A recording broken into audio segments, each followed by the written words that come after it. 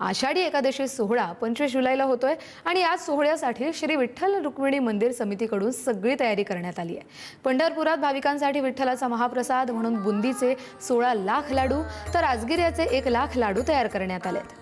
कार्तिकी यात्रेनिमित्त लाखो भाविक पंढरपुरात दाखल होत आहेत। श्री विठ्ठल रुक्मिणीच्या महाप्रसादासाठी बुंदीच्या लाडूंची जय्यत तयारी करण्यात आली आहे। गेल्या 15 दिवसांपासून सुमारे 120 कामगार हे लाडू तयार करण्याचं काम करतायत। उत्तम दर्जाचं तेल, बेसन, साखर आणि सुका मेवा या सगळ्या गोष्टी वापरून अत्यंत स्वच्छतेने लाडू तयार केले जात आहेत। अन्न व औषध प्रशासनाकडून देखील त्यांच्या गुणवत्तेची तपासणी करण्यात आली आहे। भाविकांना दर्जेदार आणि सुरक्षित महाप्रसाद मिळावा यासाठी मंदिर समितीकडून विशेष काळजी घेतली जाते आहे। सोहळा 25 जुलै रोजी साजरा होत असून पंढरपूरमध्ये लाखो भाविक पंढरपूरमध्ये दाखल व्हायला लागलेल्या सुरुवात झालेली आपण एकंदरीत बघितलं। 8 दिवसावर आषाढी यात्रेचा सोहळा येऊन ठेपला असून मंदिर समितीच्या वतीने येणाऱ्या भाविकांना विठ्ठलाचा प्रसाद म्हणून लाडू प्रसाद देण्याची तयारी सध्या आता सुरू आहे। आपण एकंदरीत बघितलं, प्रत्येक येणारा भाविक प्रसादापासून वंचित राहू नये यासाठी पंढरपूरच्या विठ्ठल रुक्मिणी मंदिर समितीच्या वतीने जवळपास 16 लाख लाडू तयार करण्याचं काम सध्या युद्धपातळीवर सुरू आहे। आपण एकंदरीत पाहिलं तर आता सध्या लाडू केंद्रावर मी आहे, लाडू तयार करण्याची तयारी सध्या सुरू आहे। येणाऱ्या भाविकांना याची लाडू प्रसाद कमी पडू नये यासाठी जवळपास मंदिर समितीने 16 लाख लाडू तयार केले आहेत।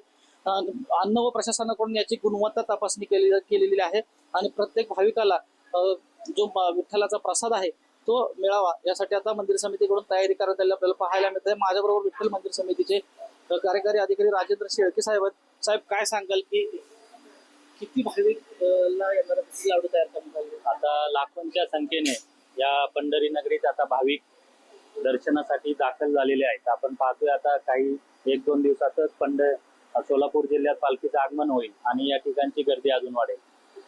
निश्चितच या ठिकाणी पांडुरंगाचं रुक्मिणी मातेचं दर्शन घेतल्यानंतर श्रींचा प्रसाद म्हणून बुंदी लाडू प्रसादाला प्रचंड मागणी असते। त्यामुळं मिळणारा प्रसाद हा गुणवत्तापूर्वक असावा, त्याचप्रमाणे सर्व भाविकांना मिळावा यासाठी मंदिरे समिती अतिशय चांगलं नियोजन केलेलं आहे। आपण पाहू शकता या ठिकाणी लाडू बनवण्याचं काम सुरू आहे। FDA जे मानकं दिलेली आहेत त्याच्यानुसार या ठिकाणी लाडू बनवण्याची पद्धती असेल, त्याचं पॅकिंग असेल, त्याच्यावरती तारीख दिनांक टाकण्याचा असेल, सर्व या ठिकाणी केलं जात आहे।